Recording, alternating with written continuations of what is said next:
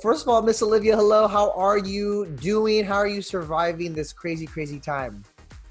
I'm okay. I think some days are better than other Yeah. days. It's definitely very interesting, but definitely surviving. Yeah, I feel like it comes in waves, you know? There's good days, there's the bad days. Some days are harder than others. Obviously, we're on tour leading up into this whole thing. Now that you are home and spending probably more time at home than you're used to, like what have you been doing to kind of pass the time? Um, well, at first I was like trying a little bit. I think I was trying a little harder to stay productive. Mm-hmm. I feel like in the past few days I've been kind of stuck in a little like I haven't been wanting to get up and do the things I have to do. Yeah. It's so crazy. And even before this, I was on tour, so I like didn't really Right. see my friends. So I literally haven't seen my friends in like 2 months. So I just am Okay. kind of like going literally insane at this point. Yeah. So I've been watching a lot of Netflix the past couple of days, just trying to like calm myself down and like trying to put off what I have to do. I think today I'm gonna try to do stuff. So pray for me. Well, have you been inspired at all during this time where we're isolating? No, Not of course. I really wish I've been trying. Like, I texted all my exes trying to get some inspiration. It didn't work. Like, I don't think that it's possible for me to feel any emotions right now because of how like crazy this is. Like, that's Totally. my mind just goes to like the weirdest places. Like, I just can't. Yeah, how did that go? You texted your exes during quarantine. It was interesting. I realized that they're all still pieces of garbage. So You're like, it was validation that you made the right choice back in the day. yeah. Well, it wasn't really my choice back in the day, but Okay. my Well, choice now. I was gonna say it worked out though, right? You're better off.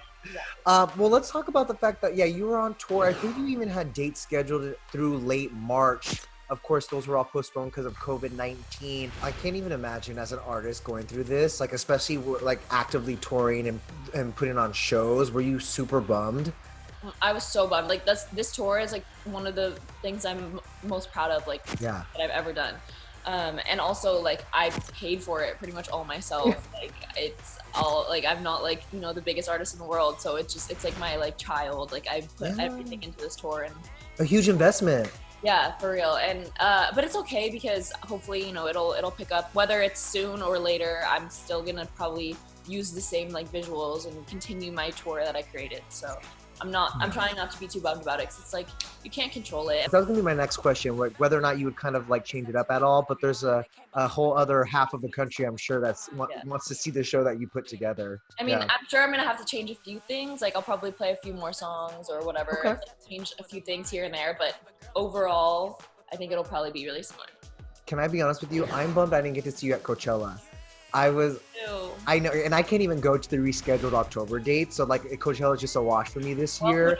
who knows if it's even gonna happen? Honestly, Wait. like it might happen. It might happen even later. It might happen next year. Like we don't know anything. I don't know how it works with scheduling and stuff, but like if it worked and you had to like just do Coachella maybe next year, would you be up for it? I would play. Coachella is like that's. I mean, I think it's a lot of artists' dream, but it's particularly like my actual favorite festival. And Yeah. I feel like it's so like overrated. Like people think it's so overrated, but it's in my mind like it's It's so overrated special. for a reason. Like it is what it lives up to the hype. I love Coachella. I do want to talk about your music because fans are so obsessed with Josslyn. No, we're off and we'll never be on again. I hope that it was worth it, Josslyn. And I know that you said it was inspired by like a real person, a real situation, but loosely, right?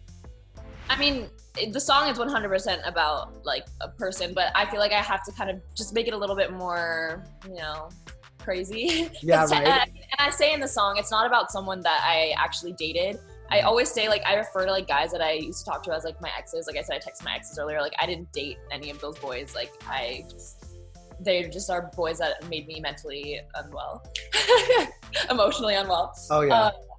Yeah, so it's definitely about a real situation, but it's not. The girl's name isn't Josslyn. What I love about this track in particular, though, it's like, yeah, you're talking about the other woman, but the song is about the dude. Like, I hope it was worth it. Like, you're putting the responsibility on them. Yeah, And it's kind of upset me how many people I see saying like F Josslyn, like Josslyn sucks, like this girl must really hate Josslyn. I'm like, that's not the point of the song. Like the point of the song, like I thought that was a pretty name and it sounds so good with like the rhymes and the way I say it. Like I feel like it has like it hits hard. It has like the anger and the when I say it. Yeah. but the song is completely directed at the guy. It's like all at him. So I just hope that people can see that and understand that I would never come after like a girl for like what, like she was just trying to like have some fun. Like it's all good. Well, let me ask you this. Do you know Josslyn's in your life? Have you ever maybe been a Josslyn? I mean, I think there's definitely been, actually recently, there's been situations where guys have like flirted with me or like acted like whatever, but I've never like, I always figure out like, oh, they have a girlfriend, or oh, like they're talking to someone, and then I'm like, I cut it off because like, it's not cute. But Right. I think a lot of people can be that unknowingly, or it might feel like, I know there's definitely situations where like a guy will break up with a girl or a girl will break up with a guy, whatever. And then they'll tell someone else like, oh yeah, we're completely over. But then they're like still seeing the person kind of here and there, or like it's not fully over. And there's just complicated. Yeah. And so sometimes it's hard to even know if you're that person. But if I ever like know that or figure that out, I'm gone. I know you said you had texted your exes in quarantine. Are you talking to anyone new in quarantine? Like, I don't know how that would work, but I've honestly kind of tried, but it's just so hard because like you can't hang out with them, and then how do you, like, I'm not going to FaceTime someone every day, and then what if I like meet them in real life and they are horrible? Like I'm so picky. Like I'll flirt with whoever, but when it comes to like actually liking someone, I've only really like written songs and like been inspired by like 3 guys in my life, and that it just takes such a specific type of person and such a like, I don't even know how to explain it. It's like 1 in a million that you find that. So I'm not like gonna find that while I'm in quarantine. So why even bother? Why? And I could just sit here and like watch Netflix. And also it's hard to tell someone's actual motives during this time, because yes, they're available now. Like maybe they're chatting with you because they're at home, but it's like, will that actually, do they genuinely want to make a connection like outside of this whole experience? You know, it's hard to tell. And that would be me. I'm the person that would be texting them because I was bored. Because I love it. I literally text people because I'm bored. So that's. I think you have. Text me. I think you have the inspo for your next song. Actually, that's a really good topic. I love it. Wrapping things up here. Obviously, this, I feel like just because of the uncertainty, anxiety is at an all-time level. And I know obviously you've been really open about your own depression and mental health. And I want to know if you have a message to share with people who are kind of struggling emotionally and mentally in quarantine. What message do you have for them?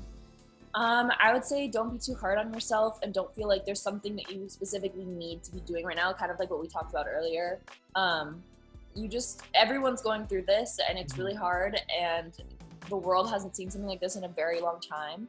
So it's normal to feel messed up by it, and everyone is gonna feel that some way or another during all of this. So just don't get too hard on yourself, and know that it will pass. This whole thing will pass eventually, even if it takes a while. It's gonna go, and things will go back to normal. So you just have to like kind of push through.